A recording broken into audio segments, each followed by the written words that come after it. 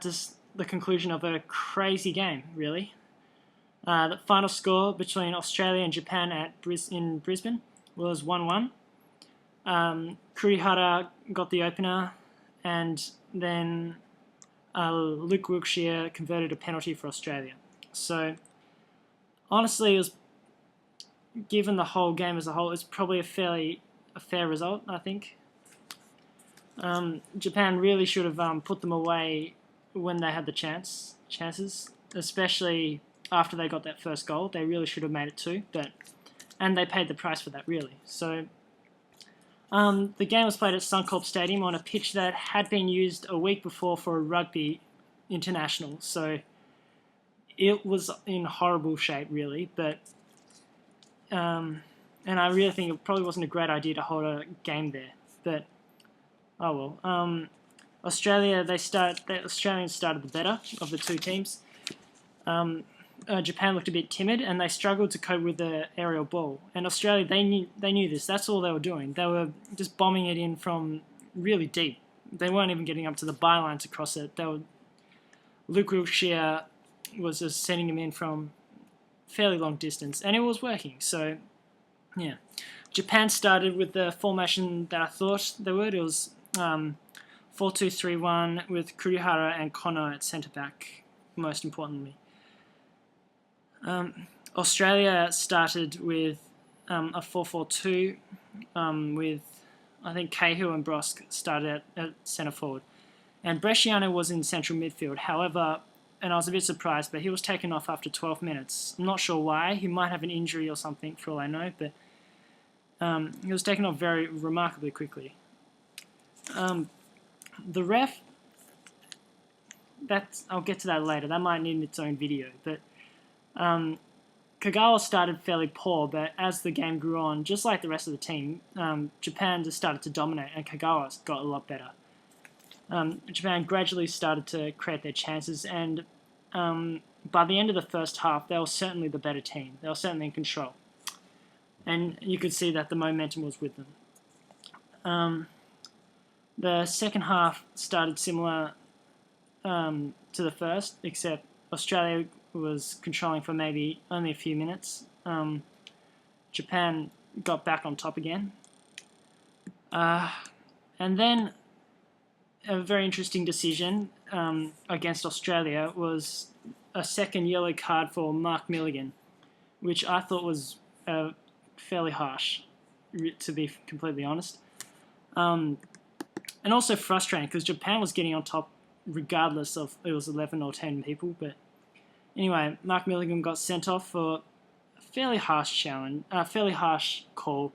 He was just trying to get the ball on a volley, but accidentally connected with Uchida. And there was no malicious intent, but that's how it works. Then Japan went one up. They were pressing quite hard. It looked like it was just bound to happen, and Kurihara got the goal after a brilliant piece of work by Honda following a corner. Yeah, and then after that, Japan just started dominating. But and then at the other end, Australia got a couple set pieces and eventually a penalty. And initially, I didn't even know what it was about, but Uchida apparently handled. Can't remember. I think it might have been Lucas Neill, but I think that was a little bit harsh as well, from what I saw on the replay.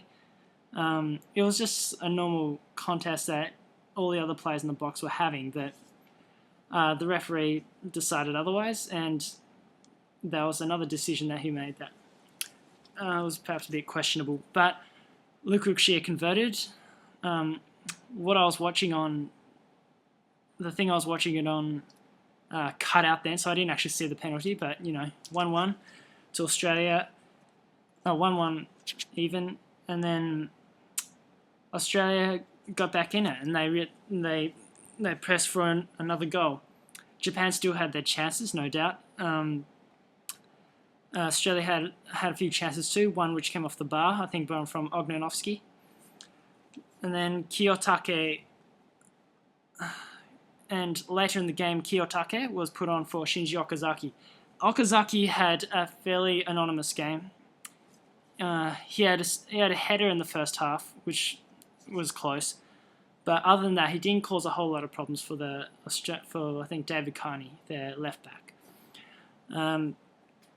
So yeah, I think it was a good move to take him off. He probably could have been taken off a bit earlier, in my opinion. But yeah, that's how it goes. I think players who did very well for Japan, first of all, was Kurihara. Not only because of his goal, but he really did stand up in defence. And I think it says a lot that Japan didn't concede in the aerial ball or from set pieces and so on.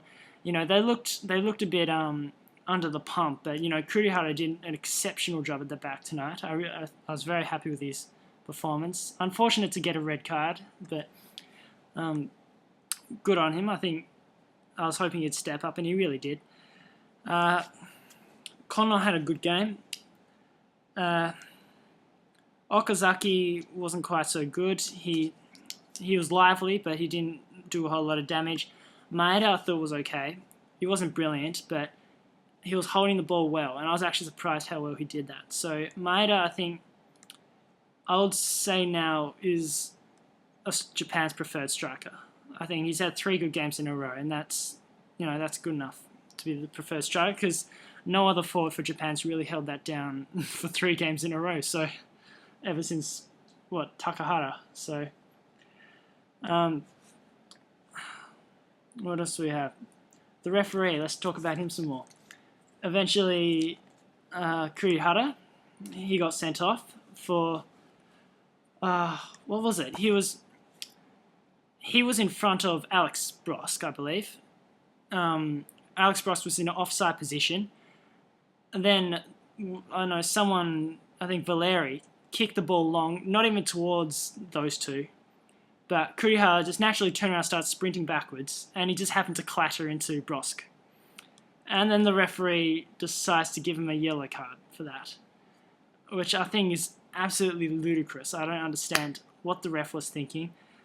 Maybe he was thinking, I have to even up the game. I don't know. But I think the referees, all of them, just had a completely poor night. I don't think they were biased in any way. I just think they were completely crap. So, yeah, the game came to a close after that. Japan had a couple more chances in the final few minutes, and then the ref stopped the game before a set piece was taken, which surprised me. I didn't know that referees did that. I thought, because you often see that a goal kick will come and the time will be over, but the ref will wait till the ball is kicked and then call whistle. Because I thought, and I just assumed that was a rule, that you have to stop it in open play. But the ref caught a free kick, let them set up, and then just as it was about to kick, he blew the whistle. So, that just ended a terrible night for the referees, and absolutely crap performance. So yeah, things I weren't happy with. Okazaki, the referee, the pitch, and I